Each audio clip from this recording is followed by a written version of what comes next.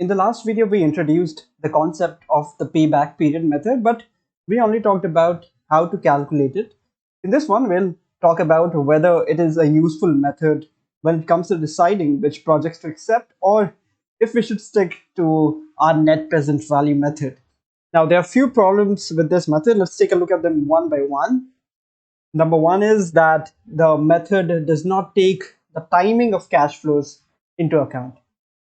So let's take a look at this table over here. We have two projects A and B. Both of them require an initial investment of $50 and both of them have a payback period equal to 2 years. Let's assume the cutoff date to be 3 years. Clearly 3 is greater than 2, so you should go ahead and accept both of these projects. But let's take a look at the cash flows.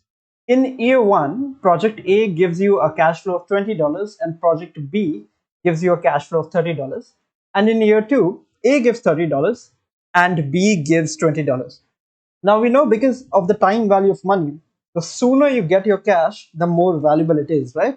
So $30 in year 1 is more valuable to you than $30 in year 2. So project B is giving you more cash quickly.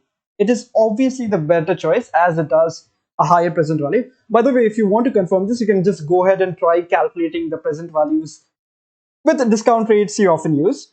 So the payback period method does not take the timing of cash flows into account, which is a major issue, especially when you compare it with the NPV method, which absolutely does that. On to number 2, the method does not consider payments after the payback period. Let's take a look at the table again.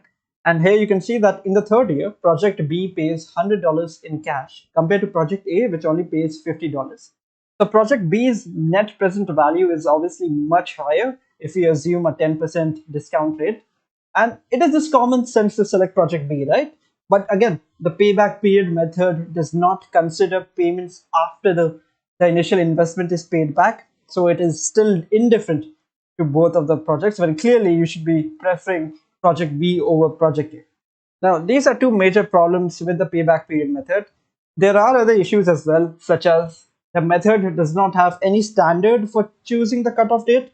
Compare it to the NPV method, where you can assume the discount rate based on the data you have from capital markets, but there's no such thing when selecting the cutoff date for the payback period method.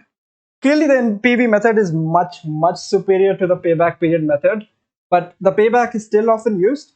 And you can ask why, and you can point me to this example where project B promises $100 in the third year, but the payback period does not consider that. And you're absolutely right. You should not use it. But the thing is, I made this example up in order to prove a point. In real world, it is not common for projects to pay you such a large sum of money right after the payback period is over. And sometimes it does make sense for small firms which don't have a lot of cash to use this method to understand when they can get their initial investment back and possibly reinvest the cash somewhere else. So payback period method is rather simple to calculate, and it is a useful tool for a few cases, but again, there's no way it beats the net present value method, and you should definitely use the NPV method whenever you can. Alright, hope you got around that, and I'll see you in the next one.